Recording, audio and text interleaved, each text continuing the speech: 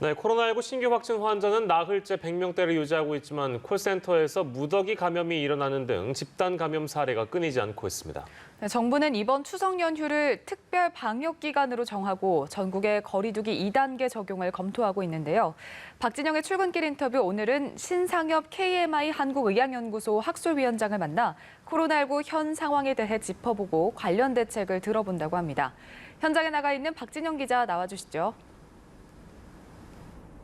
네, 박진영의 출근길 인터뷰 오늘은 신상엽 학술위원장과 이야기 나눠봅니다. 안녕하십니까? 네, 안녕하세요. 네, 최근에 이제 100명대 확진자, 신규 확진자 수가 보여지고 있는데 현 상황 좀 어떻게 진단하고 계신지요?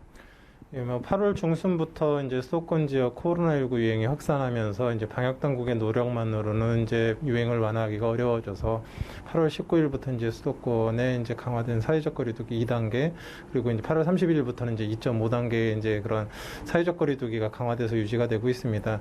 이제 그런 노력들이 이제 어느 정도 이제 보통 1, 2주 정도가 지나면 효과가 나타나게 되는데 조금씩 이제 효과가 나타나고 있는 것 같고요.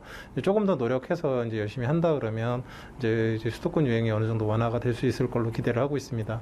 네. 최근에 위중, 중증 환자들이 늘어나면서 병상이 굉장히 부족하다라는 얘기가 나오는데 현 상황은 좀 어떤가요?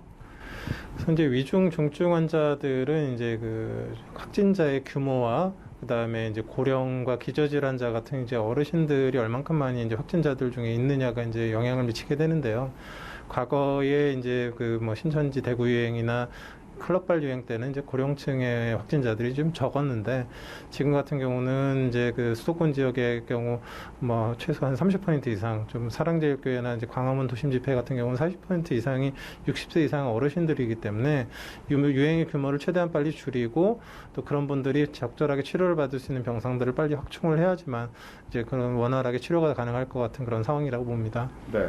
뭐 최근에 이제 집단 감염이 일어나는 곳이 몇몇 있는데 특히 이번에도 콜센터에서 또 한 번 집단 감염 사건이 일어났습니다. 이유가 어디 있을까요? 콜센터라는 곳이 결국 이제 코로나19는 이제 밀집, 밀폐, 밀접한 그 산밀의 환경에서 이제 대규모 유행이 나타나게 됩니다.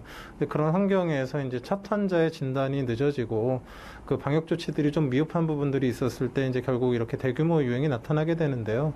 지금 이번 콜센터도 지금 역학조사 중이지만 그런 이제 여러 요건들이 이제 종합되면서 이제 거의 20명 중에 16명 정도의 이제 굉장히 대규모의 유행이 나타나게 된 것 같습니다. 네.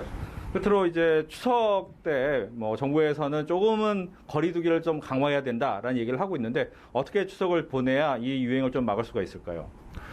선생님, 이제 뭐 과거 그 코로나19 초기 이제 중국 우한 유행 때도 이제 춘절을 매개로 이제 중국 전역으로 어느 정도 이제 코로나19 확산했었던 그런 상황들이 있었습니다.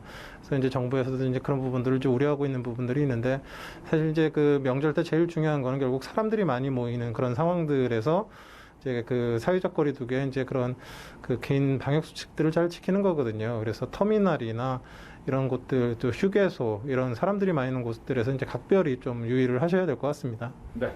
오늘 말씀 잘 들었습니다. 네, 고맙습니다.